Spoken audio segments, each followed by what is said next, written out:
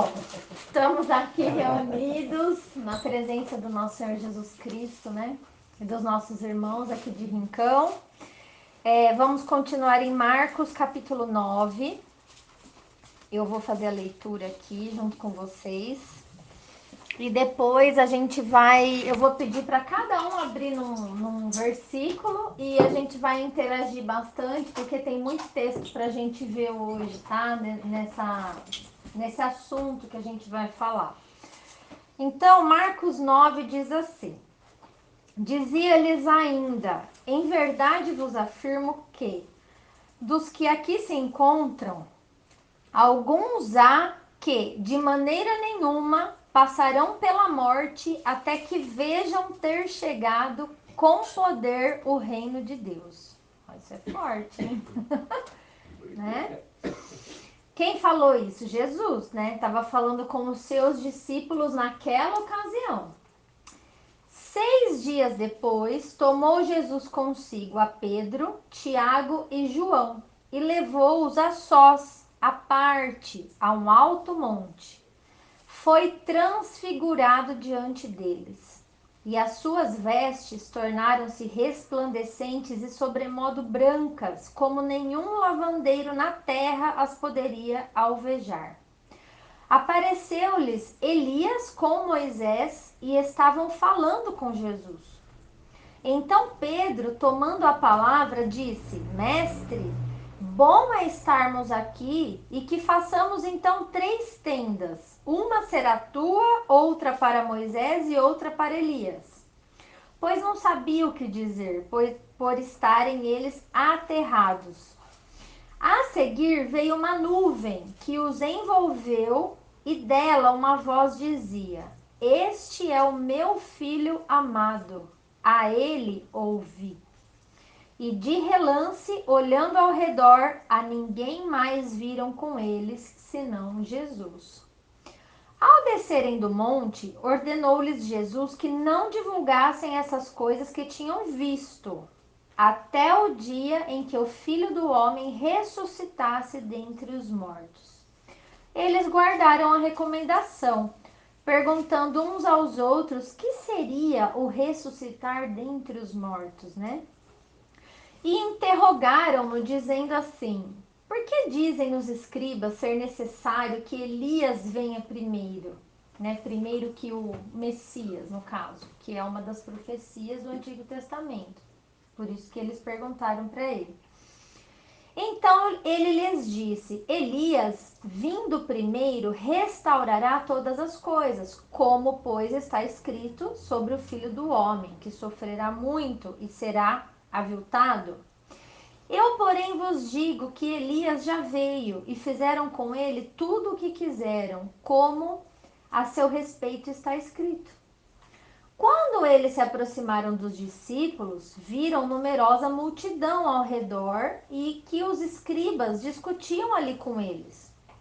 E logo toda a multidão, ao ver Jesus, tomada de surpresa, correu para ele e o saudava.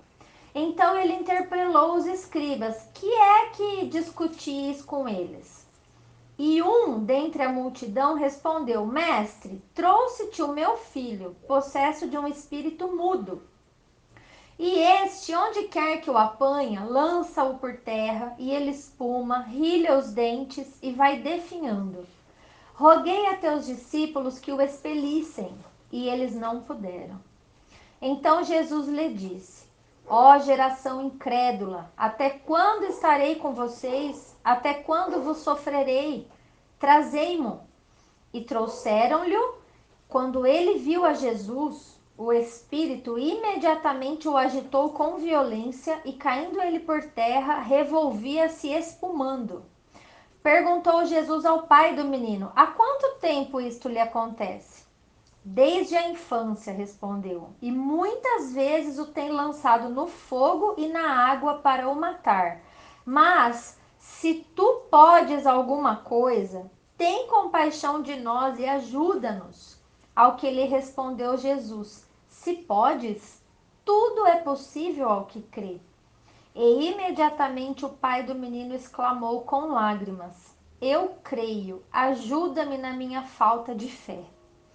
Vendo Jesus que a multidão concorria, repreendeu o espírito imundo, dizendo-lhe: Espírito mudo e surdo, eu te ordeno, sai deste jovem e nunca mais tornes a ele. E ele, clamando e agitando-se muito, saiu, deixando-o como se estivesse morto, a ponto de muitos dizerem: morreu. Mas Jesus, tomando-o pela mão, o ergueu e ele se levantou.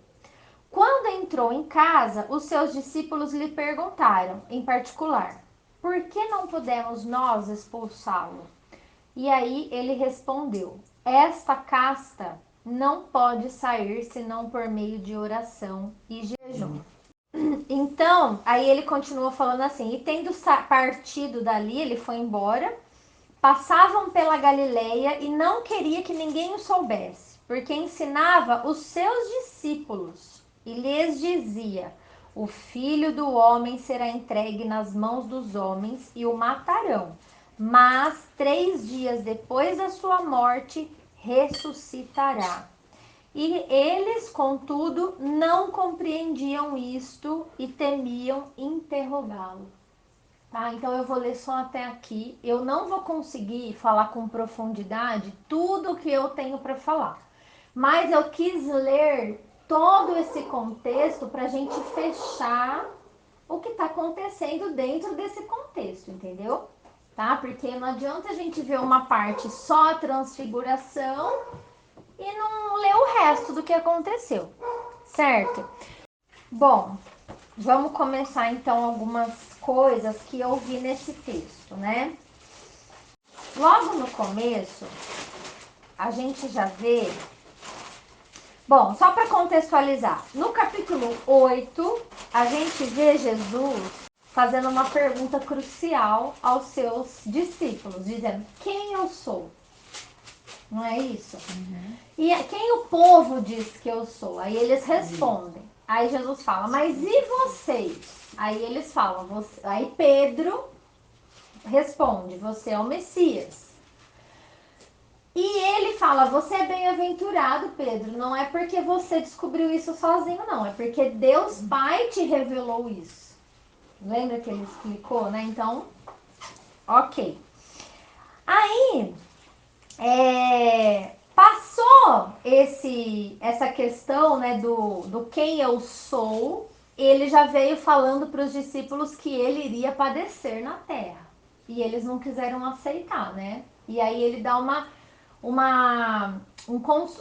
exortação para eles. Ele fala que, olha, se vocês querem me seguir, vocês vão ter que renunciar. Renunciar à sua própria vontade para me seguir. Porque eu vou cogitar das coisas do alto, não das coisas daqui de baixo. Eu vou fazer a vontade do meu pai. Mais ou menos foi isso que ele falou, certo? Depois que ele revela ou faz entender a sua identidade na terra, ele vem com essa história, com essa situação da transfiguração. Ele se transfigura na frente deles. Então você vê que é uma sequência de revelação, tá? Porque uma coisa é você entender na consciência o que Jesus está te falando que é. Outra coisa é você ver. Uma coisa é a gente é aqueles discípulos saberem que Jesus era o Filho de Deus. Outra coisa é eles verem Jesus glorificado como Deus. Quer dizer, eles verem a realidade na frente dele, a manifestação da verdade. Isso é totalmente diferente, né? Então, isso já me mostra uma coisa: estudar é importante. Ter o conhecimento de Deus, das coisas de Deus, é importante. Ter a consciência de que nós servimos a um Deus vivo, toda a cronologia do que ele programou para a Terra, para a humanidade, qual é o período que nós estamos, com relação à volta, tudo isso é muito importante. A gente precisa desse entendimento racional. Mas também só o conhecimento, sem a manifestação de Deus na nossa vida, sem ter experiências reais com Jesus, não aumenta a nossa fé. Entendeu? Por isso que a palavra diz que a letra mata, mas o espírito vivifica. Então Jesus, ele entendia que alguns dos seus discípulos precisavam ver a verdade. Ver para crer. Para crer. Ver para crer. Por essa leitura de Marcos, a gente começa a perceber que para eles não entendiam o que era ressurreição, gente. Na cabeça deles não era claro isso, né? Mas eles tinham até medo de perguntar para Jesus, de revelar a ignorância deles, entendeu? Coisas que eles não entendiam. Olha que interessante isso, não é? Então, ver Jesus transfigurado ali fala de uma experiência real com Jesus, verdadeiramente quem ele é, né? E saber e conhecer as coisas da Bíblia não te dá experiências com ele. Não te dá. Experiência com Jesus você vai ter na hora da sua tribulação, é na hora da tua busca, né? Como a gente sempre fala, é muito fácil louvar a Deus, servir a Deus quando vai tudo bem. O difícil é quando a gente está desanimado, quando a gente está triste, quando a gente está revoltado, quando aconteceu uma situação contrária, né? Aí é onde vem a nossa verdadeira prova, né? E, e a gente percebe logo no começo que ele fala assim para todos. Existem alguns aqui que de maneira nenhuma morrerão antes de ver ter chegado o reino de Deus com poder, com milagre. Então, imagina, ele já está fazendo uma seleção. Ele está falando, olha, alguns de vocês vão ver o reino, vocês vão ver a realidade espiritual. E aí também eu percebo que aqueles que têm mais intimidade com Deus são aqueles que experimentarão mais manifestações de Deus na sua vida. Isso é relacionamento profundo. Então, quanto mais você tem tempo de oração, de leitura, mais o Senhor vai se revelar a você, vai se manifestar a você, né? Então, por isso que foi só Pedro, João e Tiago. Eles não eram pessoas perfeitas, mas provavelmente naquele contexto eles eram aqueles que tinham mais intimidade com Jesus, que andava mais junto, que falava mais, que era mais amigo, que conversava mais do que todos os outros, entendeu? Então, Jesus se manifestou a eles. Agora, não, é muito. Ah, mas eu não fico. Deus não fala comigo. Eu não sei. Como Deus não se manifesta a mim? Eu não consigo ouvir a voz do Senhor como você ouve, ou como você sente. Tá, mas qual é o seu tempo de busca? Quanto tempo você fica prostrado diante do Senhor pela fé em oração no seu dia, para que Ele se revele a você? É na medida da nossa busca, entendeu? As coisas espirituais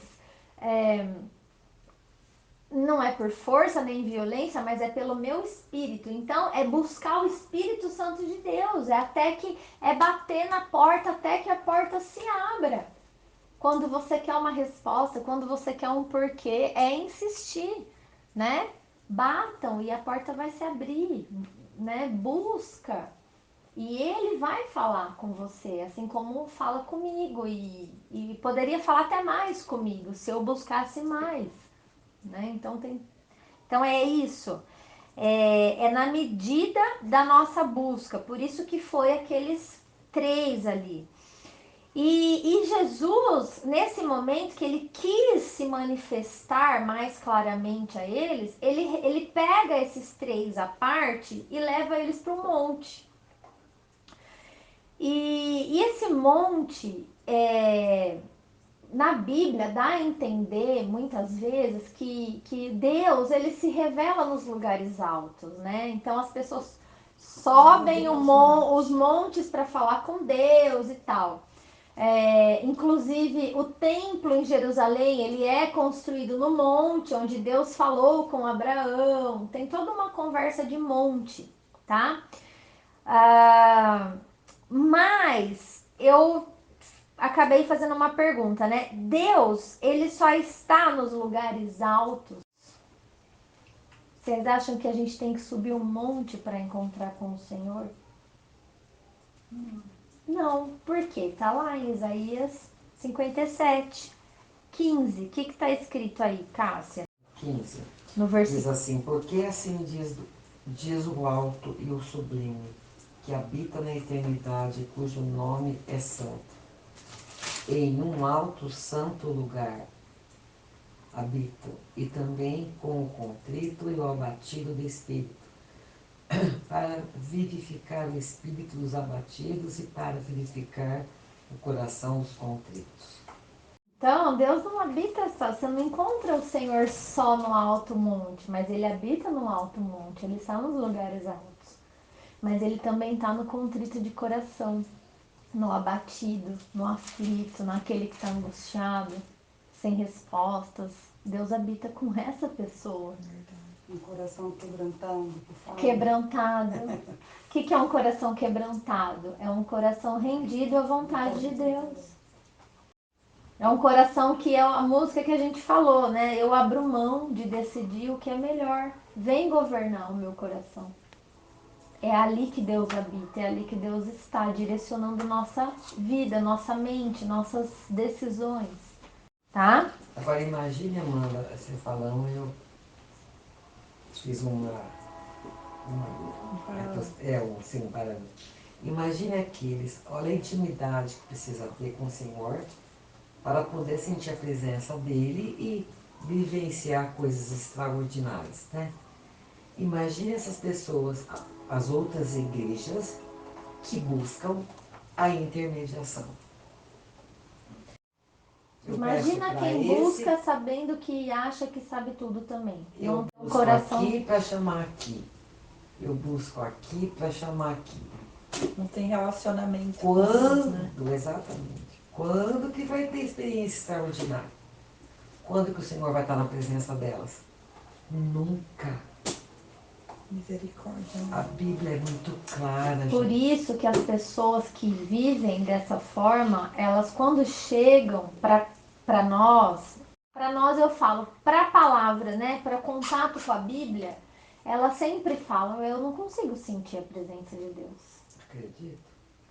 E muitas de nós, a gente sabe que depois do contato com a Bíblia, começou a sentir a presença de Deus.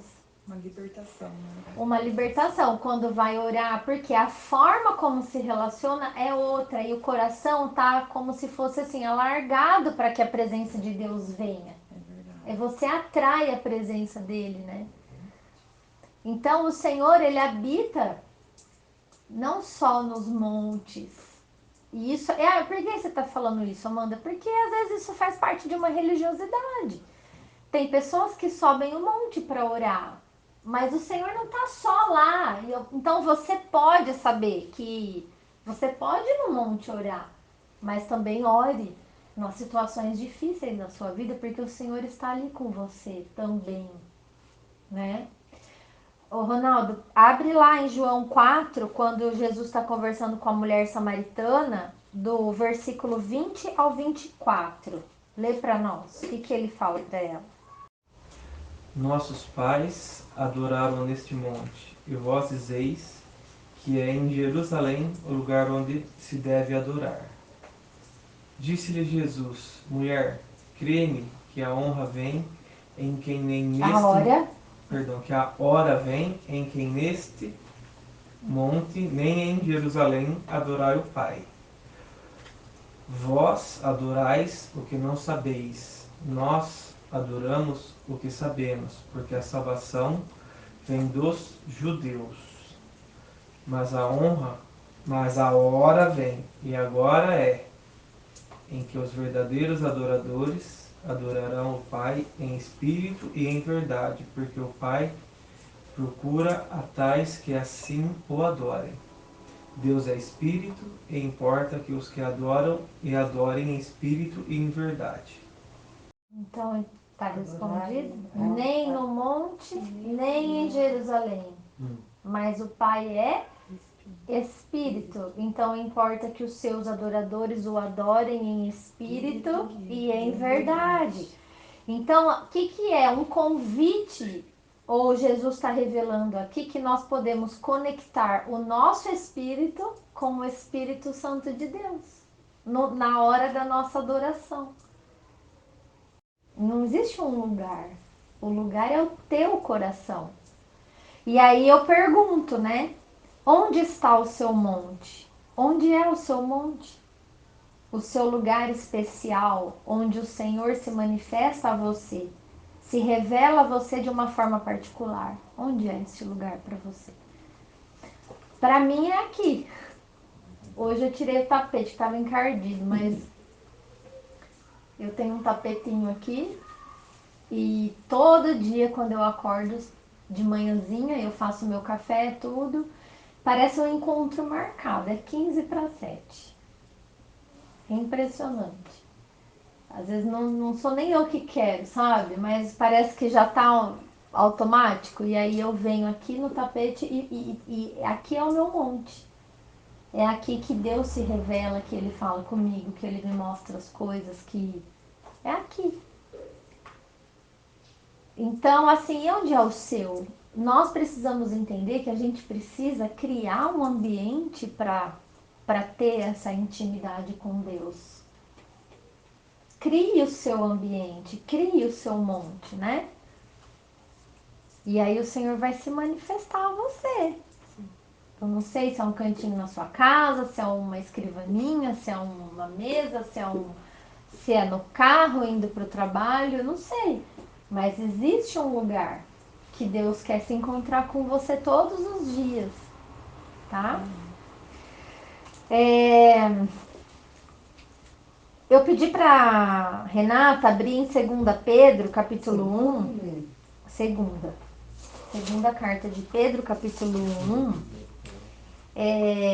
E eu comentei com vocês a importância, né? Eu até deixei ela para agora, porque eu quero que vocês imaginem Pedro vendo Jesus transfigurado no monte. Ele ficou tão aterrado, diz a palavra, que ele começou a conversar com eles e queria fazer 3 tendas para eles morarem ali mesmo e ficar ali para sempre. Já queria ficar no reino, não queria voltar para a realidade não, entendeu? E ele viu, ninguém contou para ele. Ele viu Jesus glorificado.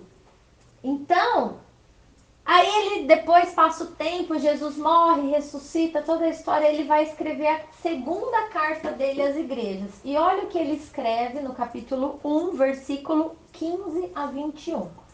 Faz a leitura bem bonita para nós. 15 a 21. Aqui, seria. Isso. Eu me empenharei para que, também depois da minha partida, vocês sejam sempre capazes de lembrar-se destas coisas. De fato, não seguimos fábulas engenhosamente inventadas. Quando falamos a vocês a respeito do poder e da vida de nosso Senhor Jesus Cristo, ao contrário, nós fomos testemunhas oculares da sua majestade. Oculares, eles viram. Sim. A majestade de Jesus. Eles não estão falando. Ele está dizendo que ele não está escrevendo ou falando uma fábula engenhosamente inventada por ele. Ele viu Porque ele viu. a majestade de Jesus. Mas pode continuar, tem mais. Ele recebeu honra e glória da parte de Deus, Pai, quando da suprema glória lhe foi dirigida a voz que disse: Este é o meu filho amado, de quem me agrado. Nós mesmos ouvimos esta voz vindo dos céus, quando estávamos com ele no Monte Santo. Foi a hora que apareceu aquela voz. Isso, falou a ele ouvir. Ele está contando para a igreja na carta dele. Assim temos ainda mais firme a palavra dos profetas, e vocês farão bem se a ela prestarem atenção, como uma candeia que brilha em um lugar escuro, até que o dia clareie e a estrela da Até que o dia clareie e a e a estrela da alva. nasça no coração de vocês. Antes de De mais nada, saiba que nenhuma profecia da Escritura provém da interpretação pessoal. 20 até continua. até 21. Pois jamais a profecia teve origem na vontade humana, mas os homens falarão da parte de Deus, Impelidos pelo Espírito Santo, só até aqui. Então, toda a profecia da Escritura, tudo que é falado aqui, segundo Pedro, não vem da interpretação humana. Não é do que eles acharam. Do que eles viram, né? É impelido ou inspirado pelo Espírito Santo e porque eles viram. Porque eles viram o que aconteceu, eles viram, ninguém contou, né? Então, tá aí a importância da experiência com esse Jesus glorificado. Quantas pessoas acham, naquela época, naquele contexto, eles olhavam para Jesus, eles viam o quê? Um homem carpinteiro, pobre, humilde, sábio, mestre. Era isso que eles viam. Que tinha uma mãe, que tinha uma família, que tinha irmãos, que tinha suas lutas, porque os irmãos ainda eram incrédulos. Sim. Era isso que eles viam. Humano, né? Eles precisavam ver a majestade de Deus para crer, para levar isso adiante. Vocês acham que Pedro aceitou morrer crucificado de cabeça para baixo a troco de nada? Ou se ele não tinha certeza do que ele estava fazendo? Ele tinha certeza. Vocês entenderam? Sim. Então nós, como cristãos, nesse tempo que a gente vive, vocês acham que a gente não tem que ter essa experiência com Jesus? Quantos cristãos ainda pensam em Jesus e pensam que ele é aquele coitadinho crucificado na cruz? Que sai o sanguinho assim da testa. Quantos? Eu pensava isso de Jesus. Eu via um Jesus crucificado. Para mim, Jesus era aquele no crucifixo, mas a gente tem que entender que a cruz, ela foi somente um instrumento de tortura do nosso Senhor. Ele não está na cruz. E ele não é daquele jeito. Ele não usa uma coroa de espinho, ele não está machucado. Como que ele está? Como que é isso, né? Qual é a manifestação? Aí a gente vai ler, a gente vai chegar nessa parte ainda. Outro ponto que eu quero mostrar para vocês que eu vi nesse texto, logo no início, é que olha como a palavra de Deus ela é costurada, ela não tem nenhuma palavra à toa. Deus não faz nada à toa, é a gente que tem que se ligar. Ele, logo no versículo 2, ele conta assim, então ele falou, né, vocês vão ver o reino de Deus ter chegado com poder. 6 dias depois, ele tomou consigo a Pedro, Tiago e João e os levou a sós para aqui. E aí, então, nesse dia ele foi transfigurado diante deles. Então, 6 dias depois, qual foi o dia que ele foi transfigurado? No Shabat? O 7º. É. 6 dias depois ele foi transfigurado. Então ele foi transfigurado em que dia? No 7º sábado, dia. É. Desse relato, você tá entendendo? Mas justo por quê? Por que no 7º? Não podia ser 5 dias depois, 3 dias depois, não. 6 dias depois, levou-os, depois que ele falou isso, ele esperou 6 dias para pegar os 3 e levar ao monte, para ser transfigurado, para revelar o reino. Então, o que isso está apontando? A gente que já estudou a cronologia da história da humanidade, a gente começa a entender que para Deus existe um tempo determinado para todas as coisas acontecerem. Existe a hora certa. E a hora certa de Jesus se manifestar à sua igreja, verdadeiramente glorificado, transfigurado, é no 7º. E a gente sabe que é no 7º milênio. E aí eu pedi para alguém abrir em Oséias. Foi a Gláucia. Oséias, Gláucia, no capítulo 5, versículo 15. E você emenda o 6 até o versículo 3. Tá? Tá. Depois até as 6 a 3, né? Isso. 5, 15, 6, 1 a 3. Tá.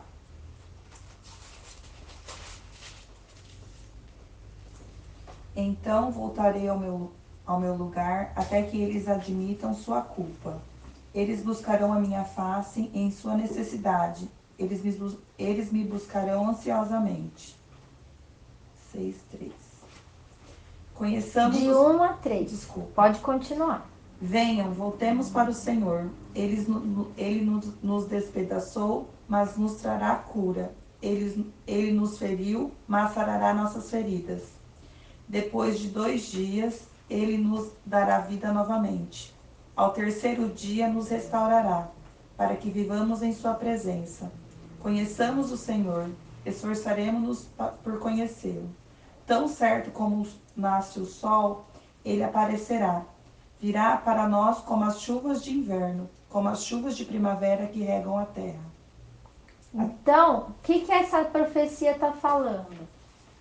Ele começa falando, irei, isso é Antigo Testamento, olha que loucura isso. Presta atenção o que o profeta está falando. Irei e voltarei para o meu lugar.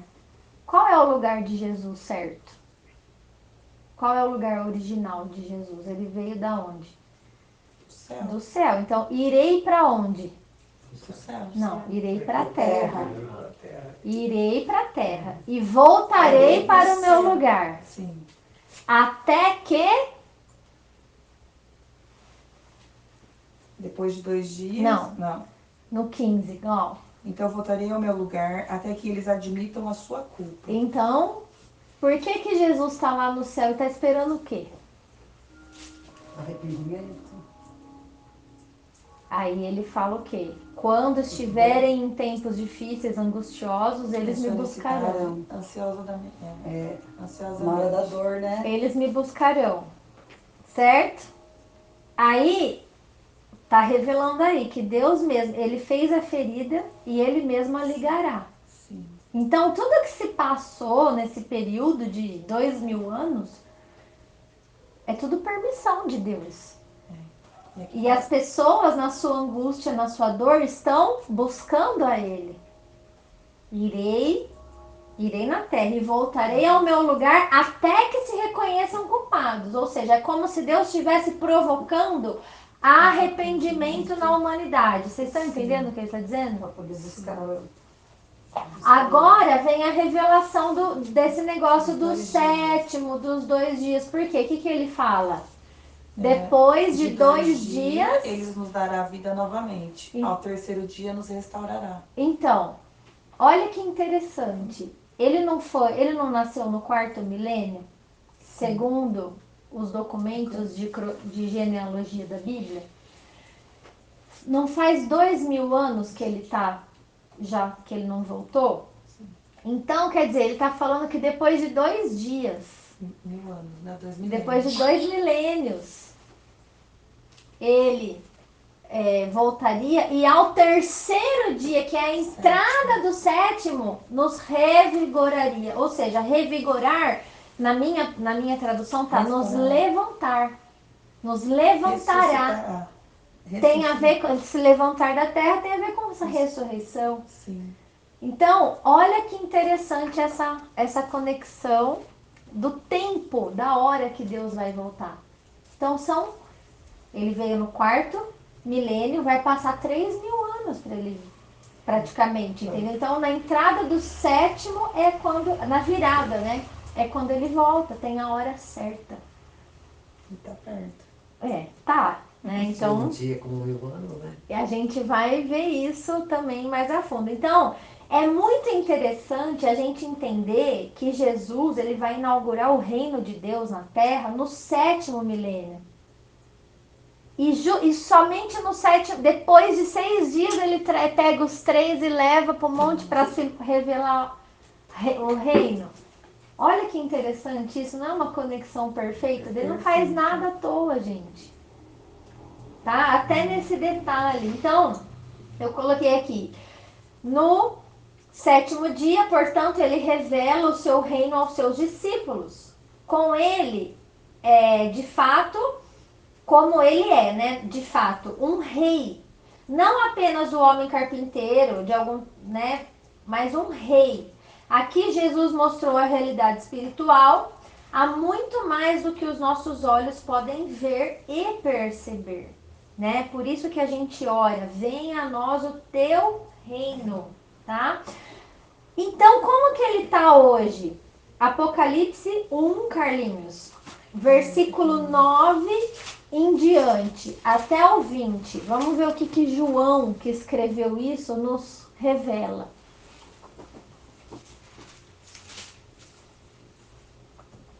Do 9 ao 20. Vai do 9 com calma e vai indo. Eu, João, irmão e companheiro de vocês no sofrimento, no reino e na perseverança em Jesus. Estava na ilha de Patmos por causa da palavra de Deus e do testemunho de Jesus. No dia do Senhor, achei-me no Espírito. Eu ouvi por trás de mim uma voz forte, como de trombeta, que dizia: escreva num livro o que você vê e me envie a estas 7 igrejas: Éfaso, Esmirna, Pérgamo, Tiatira, Sardes, Filadélfia e Laodiceia. Voltei-me para ver quem falava comigo. Voltando-me, vi 7 candelabros de ouro, e entre os candelabros alguém semelhante a um filho de homem, e com uma veste que chegava aos seus pés, e um cinturão de ouro ao redor do peito. Sua cabeça e seus cabelos eram brancos como a lã, tão brancos quanto a neve, e seus olhos eram como chama de fogo. Seus pés eram como bronze numa fornalha ardente, e sua voz como o som de muitas águas. Tinha em sua mão direita 7 estrelas, e da sua boca saía uma espada afiada de 2 gumes. Sua face era como o sol quando brilha em todo o seu fulgor. Quando o vi, caí a seus pés como morto. Então ele colocou sua mão direita sobre mim e disse: não tenha medo, eu sou o primeiro e o último. Sou aquele que vive, estive morto, mas agora estou vivo para todo o sempre. E tenho as chaves da morte e do Hades. Escreva, pois, as coisas que você viu, tanto as presentes como as que acontecerão. Este é o mistério das 7 estrelas que você viu em minha mão direita, e dos 7 candelabros. As 7 estrelas são os anjos das 7 igrejas, e os 7 candelabros são as 7 igrejas. Acho que só até aí, né? Então, o que João viu? Ele teve uma visão. Ele estava na ilha de Patmos, exilado, e de repente ele se achou em espírito diante de Jesus. Ele ouviu uma voz como que de trombeta. Então ele fala: achei-me no dia do Senhor. Então esse dia do Senhor, na verdade, é o dia que Jesus vai voltar. Então quando e o dia que Jesus vai voltar vai ser ao toque da 7ª trombeta. Então por isso que ele ouviu uma voz como de trombeta. E aí quando ele vira para ver quem estava falando com ele vê esse filho do homem dessa forma. Então, Jesus glorificado, nosso Senhor, ele é exatamente assim. Ele tem uma roupa branca, um cinto de ouro, cabelo branco. As estrelas. O olho como chama de fogo, seria uma cor de mel, uma coisa assim, né? E aí ele vai vendo tudo isso. E aí Jesus se revela a ele. Ele fala, eu sou o primeiro, eu sou o último. Eu tenho as 7 estrelas na minha mão direita. Estive morto, mas vivo para sempre. E o que é o mais lindo dessa visão que ele teve foi saber que Jesus, essas 7 estrelas que estão na mão direita dele, são os 7 anjos das 7 igrejas que ele pediu para enviar as cartas. O que é anjo? O que significa a palavra anjo? Não é mensageiro? Aquele que traz uma mensagem de Deus para os homens? Então, esses 7 anjos são os mensageiros, são os pastores, são aqueles que portam a mensagem de Deus. E esses pastores estão na mão de Jesus. Olha que coisa linda! E ele está no meio dos 7 candeeiros. O que são os candeeiros? Não são os candelabros das velas acesas? São as igrejas. Nós somos a luz do mundo. Então, as igrejas iluminam. Então, tem toda uma conexão aí. É lindo saber isso, não é? Fala a verdade. E da boca dele sai Uma espada de 2 gumes, que ela corta dos 2 lados. Em outra ocasião, por exemplo, em Hebreus, fala que a palavra de Deus é como uma espada cortante de 2 gumes. Sai da boca dele a palavra dele. Então, não é uma espada que sai. É a palavra. É a palavra que corta, que separa, que divide, né? Divide o que é carne, o que é verdadeiro, o que é da sua vontade, o que é da vontade de Deus. A palavra divide. É verdade. Entendeu? Então ela é cortante. É assim, eu acho que o melhor para mim é fazer isso, mas se eu for para a palavra de Deus, ela vai me cortar, ela vai separar o que é da minha carne e o que é da vontade de Deus. Olha que é isso que significa. Então, esse é o Jesus que eles viram lá no monte. O rosto dele brilhava como o sol, né? E eles relatavam que a roupa dele era tão branca que não resplandecia, mesma coisa, entendeu? Então, por isso que João viu Jesus no dia da sua volta. Desse jeito, rei, governante. Você está em Apocalipse ainda, Carlinhos? Vai para o capítulo 19. Acho que ela tá outra, né? 19? É ele ainda. No capítulo 19 de Apocalipse, versículo 11 a 16, ele está vendo e relatando o momento da volta de Jesus na terra. Então, aquela imagem de Jesus crucificado, pobre, homem, limitado, precisa sair da nossa mente. Pode ler. A besta que era e agora não é. É o 8º rei. Não. Cavaleiro, né? 19. 19, 11. Ficando 17. Tá. Você vê o céu aberto, começa.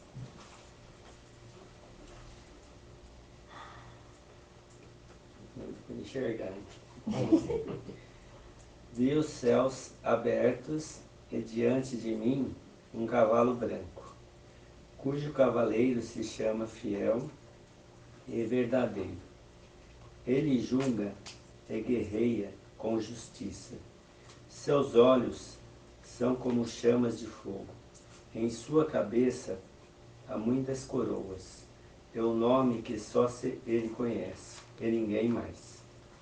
Está vestido com um manto tingido de sangue, e o seu nome é a palavra de Deus. Os exércitos dos céus o seguiam, vestidos de linho branco, de linho fino, branco e puro, e montados em cavalos brancos. De sua boca sai uma espada afiada, com a qual ferirá as nações. Ele as governará com cetro de ferro. Ele pisa o lagar do vinho, do furor da ira do Deus Todo-Poderoso. Em seu manto e em sua coxa está escrito este nome: Rei dos reis e Senhor dos senhores. Esse é Jesus. Então, ele é Rei dos reis e Senhor dos senhores. E ele voltará dessa forma, com poder, com muita glória. Então, ele mostrou isso para os seus discípulos ali no Monte da Transfiguração, né? E aí, para atestar o seu reino, por isso que a gente ora, venha a nós o seu reino, venha reinar sobre nós, o Senhor é rei. Tá lá em João 18, que eu pedi para alguém abrir. Não. Não? João 18, eu vou ler então, 33 a 38. Diz assim: tornou Pilatos a entrar no pretório, chamou Jesus e lhe perguntou: és tu o rei dos judeus? Respondeu Jesus: vem de ti mesmo essa pergunta ou te disseram outros a meu respeito? Replicou Pilatos: porventura sou judeu? A tua própria gente e os principais sacerdotes é que te entregaram a mim. Que fizeste? Aí respondeu Jesus: o meu reino não é deste mundo. Se o meu reino fosse deste mundo, os meus ministros se empenhariam por mim, para que não fosse eu entregue aos judeus. Mas agora o meu reino não é daqui. Então lhes disse Pilatos: logo tu és rei. Respondeu Jesus: tu dizes que sou rei. Eu para isso nasci e para isso vim ao mundo, a fim de dar testemunho da verdade. Todo aquele que é da verdade ouve a minha voz. Perguntou-lhe Pilatos: que é a verdade? Tendo dito isto, voltou aos judeus e lhes disse: eu não acho nele crime algum. Então, Jesus é rei. Ele nasceu para ser rei, mas ele disse o que para Pilatos? O meu reino agora não é deste mundo. Logo, se Jesus não está reinando aqui, tem um outro rei reinando, certo? Que vocês já sabem quem é. Mas ele voltará, porque ele revelou para Pilatos: para isto eu nasci, para ser rei. Então é isso, essa revelação, ela é perfeita. Jesus, ele fez perfeito com os discípulos dele. Por isso que essa fé, ela nunca vai acabar. Pode passar 2000 anos, haverá igreja na terra. Porque o relato está aqui, foi escrito, isso aqui tá na nossa mão, custou o sangue dos apóstolos, dos discípulos e de muitos irmãos que morreram por essa fé. E ainda morre, né? Por isso que o governo, os governantes, o Satanás, eles não estão interessados em mais nada a não ser que você negue a sua fé em Jesus. O problema é espiritual, não é político, religioso. Nós vivemos uma guerra espiritual. É uma guerra de dois senhores. Entendeu? Você pode olhar. Tá? Bom, então, deixa eu ver o que mais que eu anotei aqui. Eu coloquei aqui, né? O que aconteceria com você se você visse a glória de Deus? Se você visse, assim como Pedro viu naquele momento, né? Jesus, naquela hora, ele falou: vamos montar tendas. Mas o que aconteceria com você, comigo? Então, gente, por isso que é tão importante nós termos não só o conhecimento dessas coisas, a gente precisa ter uma experiência real com Jesus. A gente precisa buscar isso na nossa vida particular. Buscar ouvir a voz dele mesmo, sabe? Fazer com que, instigar, insistir com que ele, através do seu Espírito Santo, se revele a nós. Entende o que eu quero dizer? Porque isso é maravilhoso, e ele quer fazer isso, mas é na medida da nossa busca, eu vejo. Santificação, né? Sim. Aí no texto a gente vê que quando Pedro ele fala assim: olha, vamos fazer as tendas e vamos ficar por aqui mesmo, né? Logo que ele diz isso, os dois desaparecem, só fica Jesus. E aí vem uma voz no céu e fala: este é o meu filho amado, a ele ouvi. Então isso é muito profundo, gente, porque o que Deus fez? Eu quero, primeiro a gente tem que entender que se trata de uma visão. Isso não é algo, como que eu vou dizer, não é uma experiência verdadeira, é uma visão.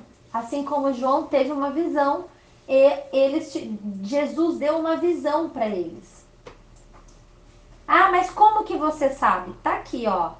Vocês não passarão pela morte até que vocês vejam, visão. E depois no versículo 9 ele fala: ao descerem do monte, ordenou-lhes que não divulgassem as coisas que tinham visto. Isso foi uma visão, tá? Por que Deus trouxe Moisés e Elias? Porque Moisés, ele representa a lei do Antigo Testamento. E Elias representa toda a profecia do Antigo Testamento. Então, o Antigo Testamento, a base dele é a lei e os profetas. E o que eles falaram? Sobre o Messias. Tudo no Antigo Testamento aponta para a vinda do Messias. Só existe isso no Antigo Testamento. Que quando chegar o Messias, é ele que nós vamos ouvir. E o Messias veio. E Jesus se mostrou o Filho de Deus para eles. E ele, Pedro, João e Tiago representavam quem? A igreja. Só que a partir do momento que Pedro queria construir um tabernáculo, um lugar para prender Elias e Moisés e ter relacionamento com eles, ou seja, ouvir o que eles tinham para dizer, eles sumiram. Acabou. Então o que Deus estava querendo dizer para eles assim? Vocês não vão ouvir mais a lei e os profetas da antiga aliança. Agora vocês vão ouvir Jesus. Foi isso que aconteceu ali. Toda nova aliança está baseado em Cristo, no que ele interpretou. Então, no Monte das Bem-aventuranças, Jesus falou o quê? Os antigos diziam, não adulterarás, mas eu vos digo. Tá, papai? Ele interpreta. Entendeu?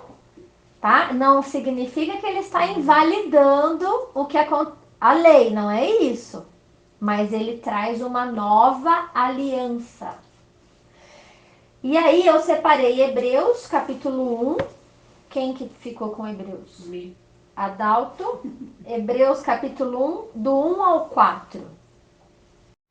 Antigamente, Deus falou, muitas vezes e de muitas maneiras, aos pais, pelos profetas, mas nesses últimos dias nos falou pelo Filho, a quem constituiu o herdeiro de todas as coisas e pelo qual também fez o universo. O Filho que é resplendor da glória de Deus e a expressão exata do seu ser, sustentando todas as coisas pela sua palavra poderosa. Depois de ter feito a purificação dos pecados, assentou-se à direita da majestade nas alturas. Só até aí. Então, antigamente, Deus falou com as pessoas, com Israel, através dos profetas. Mas agora, nos últimos dias, ele vai falar através de quem? Do seu Filho, que é a expressão exata do ser de Deus. Quer conhecer a Deus? Olha para Jesus. Ele revelou Deus. João, capítulo 1, 15 a 18. Eu pedi para alguém abrir? Também não. João, não? Ele fala a mesma coisa, que é que Jesus revelou o Pai. Então fala assim, ó, do 15 ao 18. João testemunha a respeito dele e diz: este é o de quem eu disse que o que vem depois de mim tem contudo a primazia, porquanto já existia antes de mim. Porque todos nós temos recebido da sua plenitude e graça sobre graça. Porque a lei foi dada por intermédio de Moisés, mas a graça e a verdade vieram por meio de Jesus Cristo. Ninguém jamais viu a Deus. O Deus unigênito que é o único gerado, que está no seio do Pai, é quem o revelou. Então, quem revelou esse Deus que é Espírito, que o Ronaldo leu lá na Mulher Samaritana? Jesus. Ele revelou Deus para nós. Então, a gente tem que ouvir a Jesus, né? E quando eles viram isso, a fé ficou inquestionável, entendeu? Né? E aí também, um outro ponto que eu quero trazer sobre essa visão, que tem que ficar muito claro para nós, é sobre isso que eu vou perguntar. Será que eles estavam tendo uma sessão espírita ali e eles falavam com duas pessoas que já morreram? Que é o Elias e O Moisés. O que vocês acham? Eu ia fazer a seguinte pergunta mesmo. Eles estavam lá mesmo? Não, a seguinte pergunta, eles não estavam no descanso? Então, aí eu pergunto, vejam como é difícil.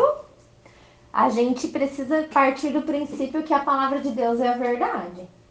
Agora, como pode falar uma coisa e depois contar outra que não tem Não sentido bateu. nenhum? Como que pode Deus falar que não é para falar com os mortos e aparecer dois mortos lá? Será que não era uma visão, realmente? Era uma visão. Do futuro, né? Eles tiveram uma visão. A ninguém contei a visão. Tá escrito isso, é que a gente não lê direito. Aí é uma base pra. Amanda, mas por que não era então uma sessão espírita? Ué, porque a Bíblia não pode invalidar a própria Bíblia. Se tiver acontecer isso, então a gente não vai mais sem contar aqui. A Bíblia tá errada. Nossa, mas por que você fala com tanta propriedade? Porque agora nós vamos ler. Isaías, que a Cássia abriu, né? Vai no capítulo 8, Cássia, de Isaías, por favor. Nós vamos ler Antigo e Novo Testamento. Então, para ter certeza de que foi mesmo uma visão. Tanto é que eles não falaram nada. Elias e Moisés não falou, eles apenas estavam ali.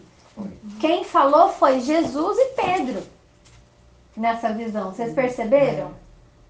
Jesus e Pedro. Na visão, né? Isaías 8, versículo 19 a 22. Quando vos disserem, consultai os que têm espíritos familiares e os adivinhos, que Chilcorreiam, acho que é. chilreiam Fala baixinho, sabe? e murmuram entre dentes, não recorrerá um povo ao seu Deus a favor dos vivos, interrogar-se-ão os mortos, a lei e ao testemunho. Se eles não falarem segundo esta palavra, nunca verão a alva. E passarão pela terra duramente oprimidos e famintos.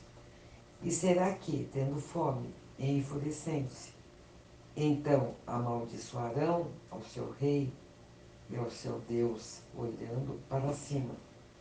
E olhando para a terra, eis que haverá angústia e escuridão, e serão entenebrecidos com ânsias e arrastados para a escuridão.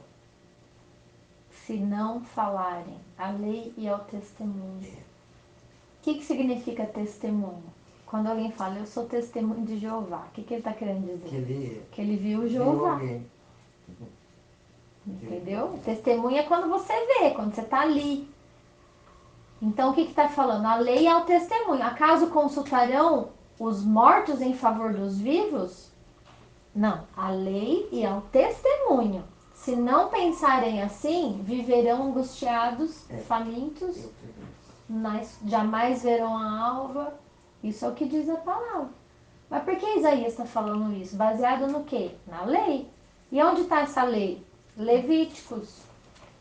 Quem abriu em Levíticos? 19, só o versículo 31. É o 1 ou 19? É o 1 que você falou, né? Levíticos 19. 19. Capítulo 19, versículo 31.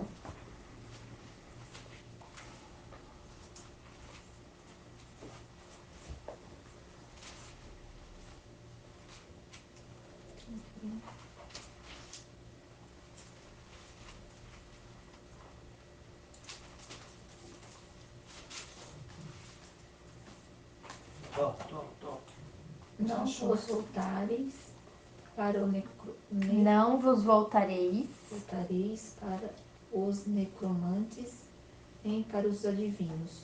Não os procureis para serdes contaminados por eles.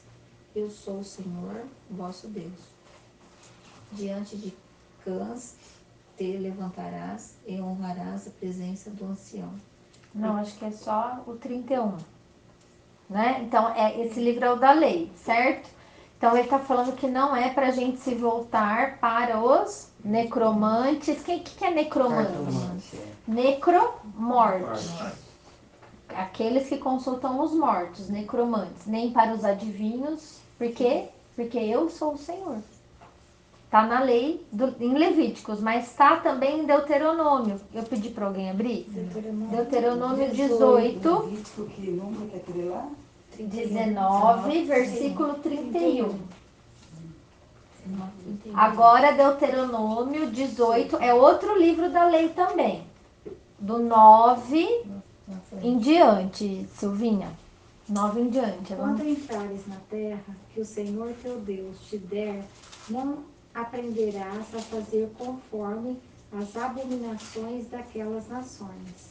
Entre ti, se não achará quem faça passar pelo fogo o seu filho, ou a sua filha, nem adivinhador, nem prognosticador, nem agoeiro, nem feiticeiro, nem encantador de encantamentos, nem quem consulte um espírito adivinhante, nem mágico, nem quem consulte os mortos. Pois todo aquele que faz tal coisa é abominação ao Senhor. E por essas abominações o Senhor teu Deus as lança fora diante dele. Perfeito serás como o Senhor teu Deus, porque essas nações que há de possuir ouvem os protagonizadores e adivinhadores, porém a ti o Senhor teu Deus não permitiu tal coisa. Então tá bem claro na lei. Ah, mas a gente quer fazer. Faz, mas Deus não permitiu isso a nós. É isso que está escrito aqui. Então, se ele não permitiu isso a nós, como que ele ia deixar eles terem uma sessão médium ali com... Uma visão. Existe isso, ele tem uma visão. E a visão foi tão importante que depois da visão ele falou que ele iria ressuscitar. Então, o que ele mostrou para os apóstolos dele? Que no reino dele, onde ele é rei, o Elias e o Moisés vão voltar como Elias e Moisés. Eles não tiveram várias vidas, porque daí que nome que eles iam ter naquela ocasião? Vocês entenderam o que Jesus fez? Que seria as reencarnações. Seriam do as pessoal. reencarnações. Hoje, essa vida eu chamo Amanda, mas na Não, próxima é. eu vou ter outro nome. Mas o espírita não tem visão também? Tem visão, mas tem Comunicação. experiências também. Então, mas... Tem comunicação real. Eles ouvem. Então E foi visão. como se fosse uma sessão espírita, ele teve uma visão. Então, mas se não é permitido. Mas eles não conversaram, né? Moisés e Elias não conversou com eles, não tem esse É. relato. Mas só a visão já Só a não basta. Mas, Cássia, Elias, ele morreu muitas gerações antes de Jesus nascer na Terra. Como que poderia aparecer Elias como Elias ali? No começo, você fala. Até Moisés, Seria né? outro nome, ele teria outras vidas, você entende? Moisés, então, é mais antigo ainda que Elias. As gerações já passaram muitas. Então, Deus, ele traz esses dois personagens para mostrar para a igreja a realidade do seu reino, entendeu? Entendi. E quando Pedro quer prender eles ali na tenda, eles parou. Não, você vai ouvir a Jesus. Você não vai ouvir mais. Você não tem que... Tanto é que mais um atestamento de que não é para você conversar com Elias. Você não tem nada. O Elias não vai te direcionar agora. Quem vai te direcionar é Cristo. É que você não sai cair em contradição, que nem você falou. né? Totalmente. Totalmente contraditório É. se ele falasse alguma Alguma coisa. coisa. Vocês entenderam? Então a gente precisa começar a isso é meditar na palavra, porque pessoas pegam esse texto para falar que existe espiritismo, que existe tudo isso que está na Bíblia, mas se você meditar nisso com propriedade, você vai entender que não é bem assim. Não é isso que está falando. Do mesmo Isso é uma jeito, interpretação humana que está te levando ao erro. E também quem trouxe foi Jesus para mostrar, né? Ele É. não estava consultando os mortos, pedindo para os mortos falar com ele ou falar com Pedro lá. Não é? Isso. Jesus trouxe eles para mostrar para eles que eles estão em algum lugar. E né? que ele tem o poder Que ele tem o poder. de trazer É, quem ele quiser. Ele tem o Ele poder tem. de chamar os Então, a mortos, gente nós não. Nós não. É aquela Entendeu? história, né? Faz o que eu mando, não faz o que eu faço. Outro texto que me mostra a realidade disso, que é totalmente. Que me leva a entender que a Bíblia ela tem que falar uma linguagem só, é Eclesiastes 9, 10. Tudo quanto te vier à mão para fazer, faze-o conforme as tuas forças, porque no além, para onde tu vais, não há obra, nem projetos, nem conhecimento e nem sabedoria alguma. Baixo da terra. Então, se não há nada na sepultura, como que eu vou consultar alguém que já partiu? Não tem sabedoria para me ensinar nada. Não tem projeto, não tem futuro. Acabou, tá no descanso. Tá? É mais um texto. Outro texto, quem que eu pedi para abrir em Hebreus? O Adalto? Adalto, Hebreus 9, 27. Aí o Hebreus.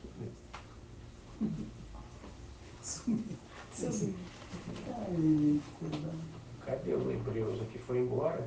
9, Não era na hora 27. E depois continua aí com o Hebreus aberto.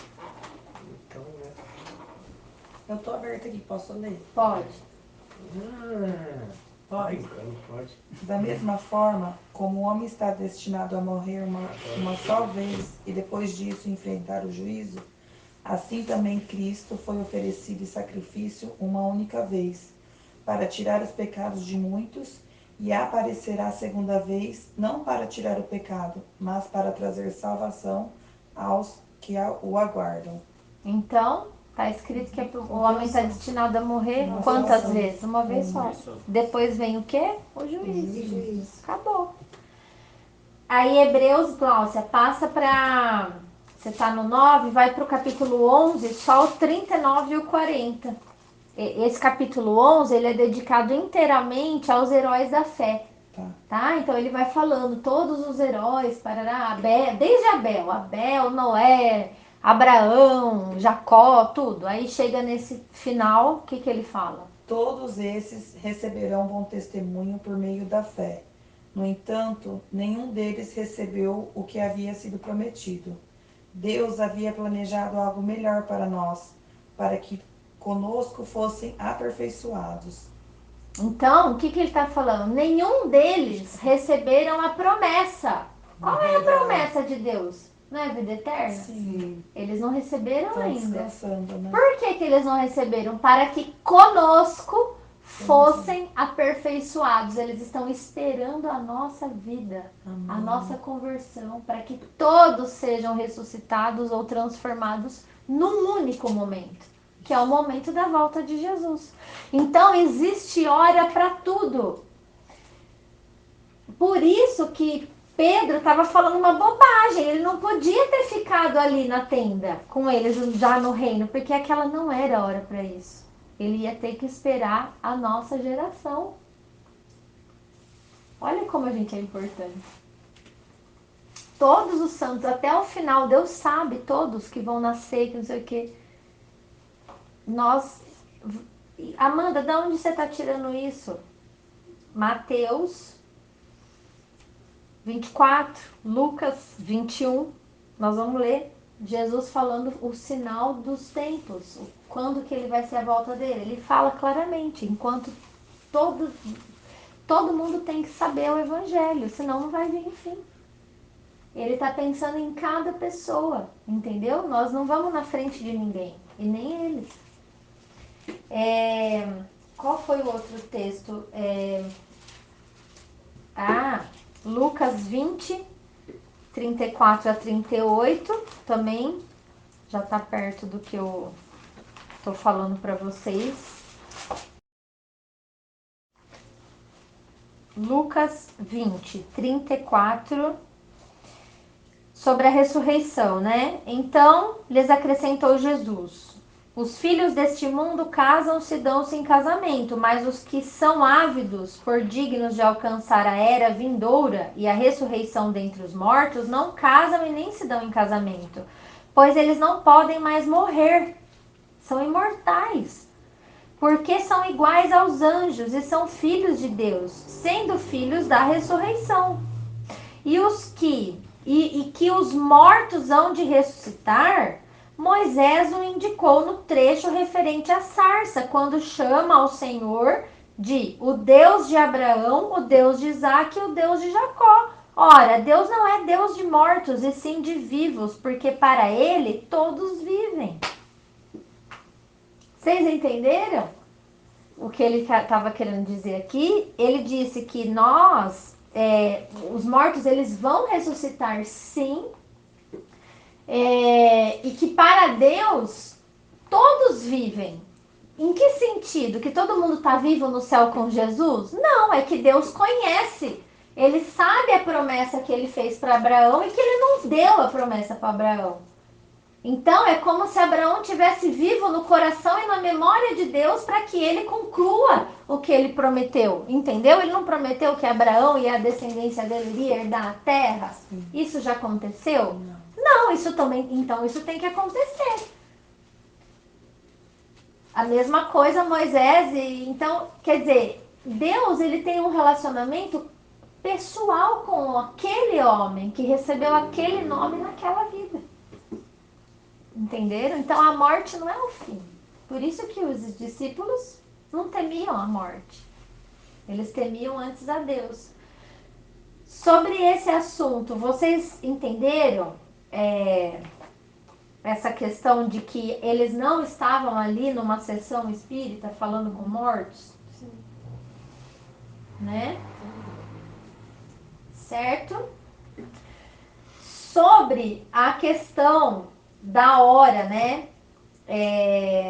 Eu vou finalizar esse estudo por hoje falando assim, que a gente precisa entender que era necessário aqueles 3 homens terem essa visão de quem Jesus realmente é. E tirar da cabeça deles a visão do homem fraco, né? Do homem limitado, que eles viam ali na frente deles.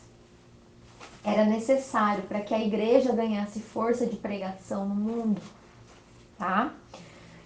Eles não entendiam ainda sobre a ressurreição, eles estavam totalmente perdidos sobre esse assunto ainda, e era necessário eles entenderem que para tudo tinha uma hora. Então, se a gente for para Apocalipse, capítulo 21, a gente vai ver que depois que Jesus reinar na terra como rei, e no final dos 1000 anos, que é do 7º milênio, se estabeleceu o juízo final, que é o juízo do trono branco, e for definido o destino de todos os seres humanos que nasceram nessa terra, desde Adão, aí vai chegar a hora de fazer a tenda que o Pedro queria. Porque está revelado lá em Apocalipse 21, que está escrito assim. Do 1 ao 3. Vi novo céu e nova terra, pois o primeiro céu e a primeira terra já passaram e o mar não existe. Vi também a cidade santa, a nova Jerusalém, que descia do céu da parte de Deus, ataviada ou enfeitada como noiva adornada para seu esposo. Então ouvi grande voz do trono que dizia: eis o tabernáculo ou a tenda de Deus com os homens. Deus habitará com eles, eles serão povos de Deus e Deus mesmo estará com eles. Então é aquela realidade tão boa que Pedro queria já participar, é para esse momento aqui, entendeu? Tudo tem a sua hora certa, tá? Então, e que hora que nós estamos vivendo agora? Jesus deixou escrito aqui, Atos capítulo 1. Qual é a nossa hora? Ele fala assim, ó, Atos capítulo 1, versículo 7 em diante. Respondeu-lhes: não vos compete conhecer os tempos ou as épocas que o Pai reservou pela sua exclusiva autoridade, mas recebereis poder ao descer sobre vós o Espírito Santo, e sereis minhas testemunhas, tanto em Jerusalém como em toda a Judéia e Samaria e até os confins da terra. Então, esse é o tempo nosso. Nós precisamos buscar a presença do Espírito Santo na nossa vida, que habita em nós, que é o verdadeiro poder de Deus manifesto em nós, para que a gente possa testemunhar. Como que você vai ser testemunha de algo que você não viu, que você não experimentou, que você não conhece? Você tem que testemunhar o que Deus faz na sua vida para as pessoas. E aí você vai ser minha testemunha com a presença do Espírito Santo em todos os lugares, até os confins da terra.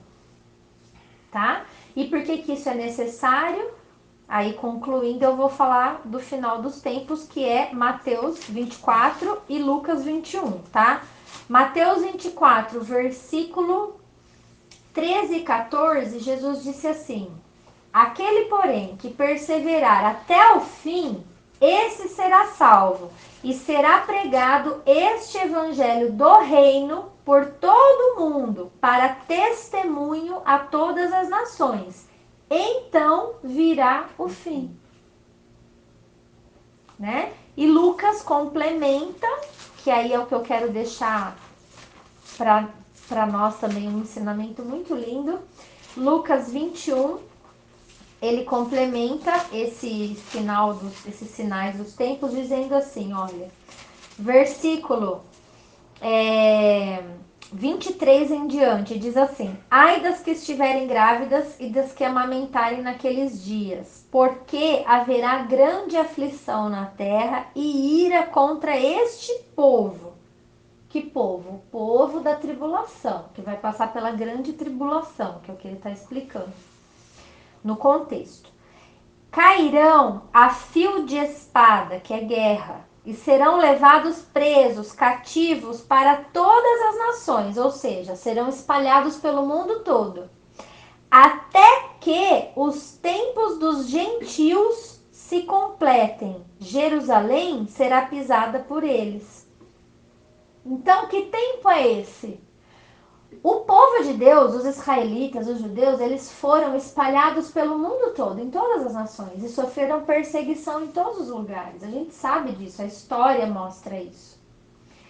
E nesse momento, a gente vê que Jerusalém está sendo pisada pelos gentios. Quem são os gentios? Estrangeiros, povos que não são israelitas na carne.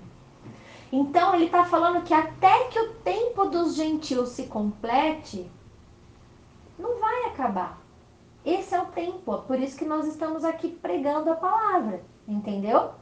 E aí, depois que acontecer isso, que o reino for pregado a todas as nações, que está muito perto por causa da internet, globalização, haverá sinais no sol, na lua e nas estrelas, sobre a terra. Angústia entre as nações, em perplexidade por causa do bramido do mar e das ondas. Olha as coisas que vão acontecer. Olha a natureza como está esquisita já. Muito. Tem angústia entre as nações ou não tem? A natureza não está estranha? Haverá homens que desmaiarão de terror. E pela expectativa das coisas que sobrevirão ao mundo, pois os poderes do céu serão abalados. Então tem pessoas que não vão aguentar ver a fúria e a mudança da natureza. A gente já se assusta com a chuva que a gente está tendo. Imagina o que vai vir ainda pela frente nesses últimos tempos. Pessoas desmaiarão de medo. Mas então se verá o Filho do Homem vindo numa nuvem com poder e grande glória. Ora, ao começarem estas coisas a acontecer, que é o que a gente está vivendo agora, exultai, erguei a vossa cabeça, porque a vossa redenção se aproxima. Então, para nós que conhecemos tudo isso, que temos a presença de Deus, que sabemos que Jesus é o rei de tudo, a gente não é para ter esse medo, nem desmaiar, mas a gente tem que exultar e saber que a nossa redenção, o nosso perdão, o reino, a cidade que Deus preparou para nós, a nossa casa, se aproxima. Essas coisas estão chegando na vida da gente, tá? E ele deixa uma dica para a sua igreja valiosa que eu acho muito oportuna para o dia de hoje. Ele fala assim no versículo 36, 34, cuidado por vós mesmos, ou seja, cuidem de vocês mesmos, tá? Para que nunca vos aconteça que o vosso coração fique sobrecarregado com as consequências da orgia, da embriaguez e das preocupações deste mundo. E para que aquele dia não venha sobre vocês de repente como um laço, pois há de sobrevir a todos os que vivem sobre a face de toda a terra. Vigiai, pois, a todo tempo, orando para que possais escapar de todas essas coisas que têm que acontecer e estar em pé na presença do Filho do Homem. Quer dizer, vigiar e orar, né? E não se deixe envolver e abalar com as preocupações desse mundo. Tem gente que tá perdendo o sono, que tá angustiado, que tá ansioso, que tá nervoso com tudo que tá acontecendo. Eu sou uma que já tô voltando no meu centro aqui, entendeu? Da Bíblia. Jesus falou que não é para ficar assim. Entregar na mão dele. A gente tem que estar em pé, porque tudo isso vai acontecer no mundo inteiro, não é só aqui no Brasil. Mas a gente está esperando coisas novas. Então, Ele tá confiante, né, nele. Então, assim, ele deu uma grande lição em Pedro, João e Tiago.